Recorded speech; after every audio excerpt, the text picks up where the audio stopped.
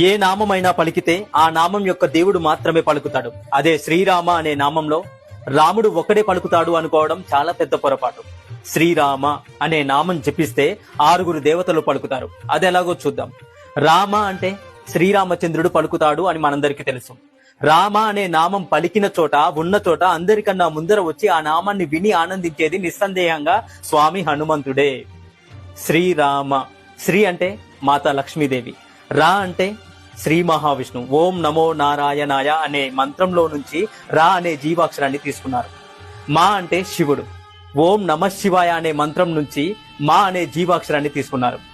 శివుడు హనుమంతుడి రూపంలో ఈ భూలోకానికి రాముడికి సేవ చేయడం కోసం వస్తున్నప్పుడు మాతా పార్వతీదేవి నాకు కూడా ఆ అదృష్టం కావాలి అని అడిగిందట. అప్పుడు శివుడు ఇలా అన్నాడట, ఈ అవతారంలో హనుమంతుడు బ్రహ్మచర్యాన్ని పఠిస్తాడు కాబట్టి నిన్ను తీసుకువెళ్లడం కుదరదు దేవి పార్వతి అని అన్నాడు మహాదేవుడు. అప్పుడు మాతా పార్వతీదేవి, అయితే నేను మీ తోక రూపంలో వస్తాను అని హనుమంతుడి తోకలో ప్రవేశించిందట మాతా పార్వతీదేవి. మరి రామ అన్నప్పుడు హనుమంతుడు వస్తే మాతా పార్వతీదేవి కూడా వచ్చింది కదా. శ్రీరాముడు, హనుమంతుడు, లక్ష్మీదేవి, శ్రీ మహావిష్ణువు, శివుడు, మాతా పార్వతీదేవి ఒక్క నామం పలికితే ఈ 6 దేవతలు వచ్చి ఆశీర్వదిస్తారు.